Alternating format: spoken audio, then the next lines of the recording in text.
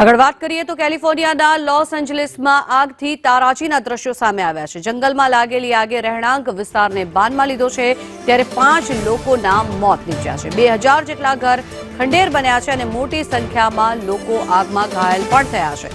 Hollywood hills પણ આગની ઝપેટમાં આવ્યું છે, ત્યારે અનેક હોલિવૂડ કલાકારો પણ ઘર છોડી જવા મજબૂર બન્યા છે। ફિલ્મ ઇન્ડસ્ટ્રી સાથે જોડાયેલા અનેક કાર્યક્રમો પણ સ્થગિત થયા છે। મોટી સંખ્યામાં આગ લાગી હતી અને આ આગમાં હજારો લોકો ઘાયલ થયા છે, ત્યારે મહત્વનું છે કે હોલિવૂડ હિલ્સ પણ આગની ઝપેટમાં આવ્યું છે। અનેક હોલિવૂડ કલાકારો ઘર છોડી દેવા માટે મજબૂર બન્યા છે, ત્યારે મહત્વનું છે કે જ્યાં લોસ એન્જલિસમાં આગના કારણે થઈને તારાજીના દ્રશ્યો જે સામે આવ્યા છે, જંગલમાં લાગેલી આગે રહેણાંક વિસ્તારોને પણ બાનમાં લીધું છે। 5 જેટલા લોકોના કરુણ મોત નીપજ્યા છે, જ્યારે 2000 જેટલા લોકોના ઘર પણ ખંડેર બન્યા છે।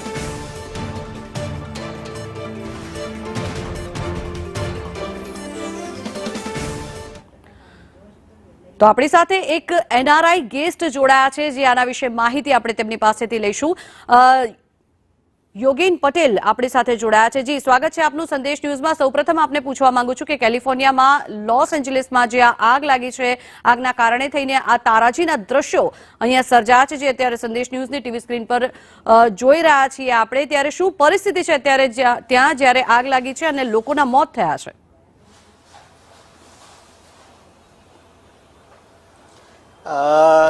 પરિસ્થિતિ તો અત્યારે સ્ટીલ ગંભીર છે, કેમ કે વેધર કન્ડિશન્સ હજુ વિન્ડી બહુ છે અહીંયા।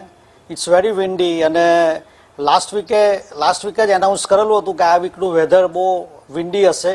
એ વિન્ડીના લીધે ફાયર સ્ટોપ નથી થતી, પણ સ્ટીલ અંડર કંટ્રોલમાં તો આવી ગયું છે અને અરાઉન્ડ 1,30,000 વેકેન્ટ માણસોને વેકેન્ટ કરાવ્યા છે એ બધી એરિયામાંથી। અને આ અમેરિકન હિસ્ટ્રીમાં મોંઘામાં મોંઘું વાઇલ્ડ ફાયર ડિઝાસ્ટર થયું છે, જેમાં બધા મલ્ટીમિલિયનરો રહેતા હતા। જે એરિયામાં મેલિબુ છે, પેલિસેડસ છે, પછી આલ્ટેડીના છે, હોલિવૂડ હિલ્સ છે, ત્યાં બધા મોટા મોટા ઇન્ડસ્ટ્રીયલિસ્ટ અને એક્ટર્સો જ રહેતા હતા। એ બધું વેકેન્ટ કરાવવામાં આવ્યું છે બધું।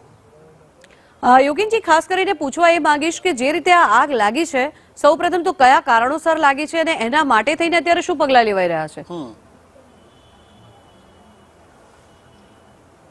હવે એ તો એક્ઝેક્ટલી કોઈને ખબર નથી। એક માણસને લોકોએ એરેસ્ટ કર્યો છે જેણે ફાયર કરેલું હતું, પણ ઇઝ નોટ શ્યોર, એટલે એ લોકો હજુ સર્ચ કરે છે કે આ શેનાથી થયું।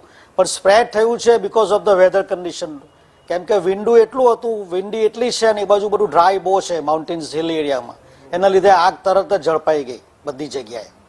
તો અત્યારે જે આ આગ લાગેલી છે કે જેના કારણે તેને 10 જેટલા લોકોના તો અત્યાર સુધી મોત થયા છે, અનેકો લોકોને તેની અસર થઈ છે, ક્યાંક ને ક્યાંક ફિલ્મ ઇન્ડસ્ટ્રીઝ પર પણ તેની અસર છે, તો આગને બુઝાવવા માટે શું પ્રયત્નો કરાઈ રહ્યા છે?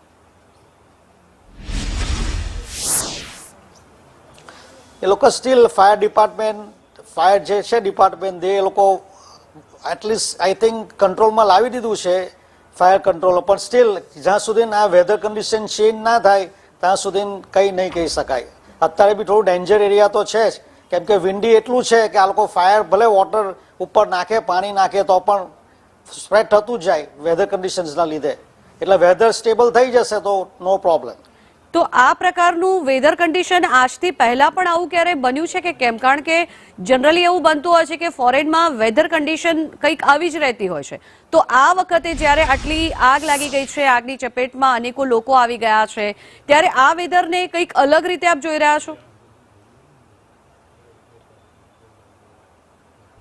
ના, એવું કંઈ અલગ નથી મેડમ। લાસ્ટ વીકમાં એનાઉન્સમેન્ટ હતું જ, આ લોકો જે ટેલિકાસ્ટ કરે છે weather condition week to week કરતા હોય, તો આ લોકોને ખબર જ હતી કે આ વેધર આ વિન્ડી છે આ વીકમાં, અને નોબડી નોઝ ઇટ કે આ ફાયર કોઈ આવી રીતે થશે એમ।